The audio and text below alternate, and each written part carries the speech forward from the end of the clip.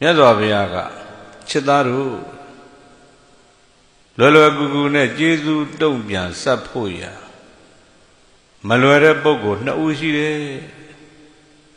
ကရမေတံဒွိနံအဲ့ဒီနှစ်ဦးဟာဘာစီလဲဘယ်သူတွေလဲလို့မေးတော့မာတုစပိတုစအမေနဲ့အဖေအဲ့ဒီအမေကျေးဇူးဖေကျေးဇူးကိုလွယ်လွယ်ကူကူနဲ့ဆက်ဖို့ဆိုတာကမလွယ်ဘူးတဲ့ကျေးဇူးဆက်ဖို့ရအင်မတန်ခဲရင်တယ်ကျေးဇူးကိုကြည်အောင်တုံ့ပြန်ဖို့ရအင်မတန်ခဲရင်တယ်ဘာဖြစ်လို့လဲဆိုတော့ဥပမာအဖြစ်သူတော်ကောင်းတို့တွေမိဘနှစ်ပါးကိုတစ်သက်လုံးကြွေးပြီးတော့စောင့်ရှောက်မယ်ဆိုရင်ကျေးဇူးတုံ့ပြန်တာဟာကြည်လဲလို့ဒီလိုထင်ကောင်းထင်မယ်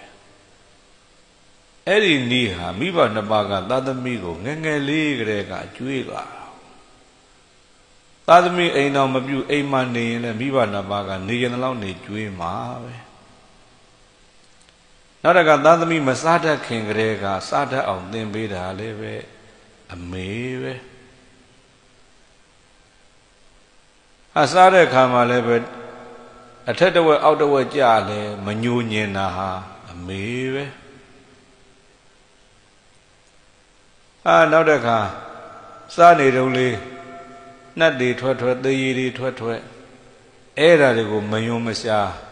တုတ်တင်ပြုစုတာလည်းပဲအမေပဲအဲ့ဒါကြောင့်အမေကျေးဇူးကို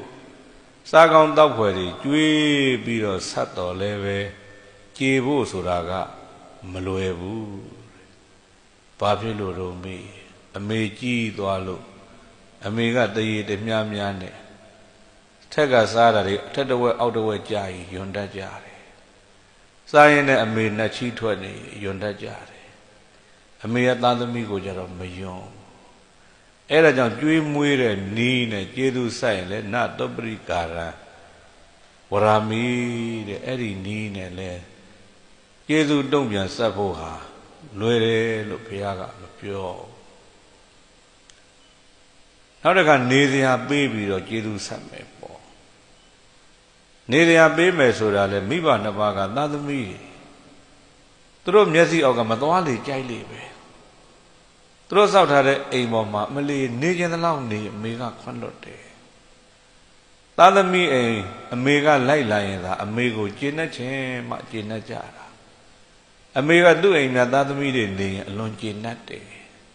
အဲ့ဒါကြောင့်နေစရာပေးပြီးကျေးဇူးဆက်ဖို့ရန်ကျေးဇူးတုံ့ပြန်ဖို့ရန်လည်းပဲအမေကိုမှီဖို့မလွယ်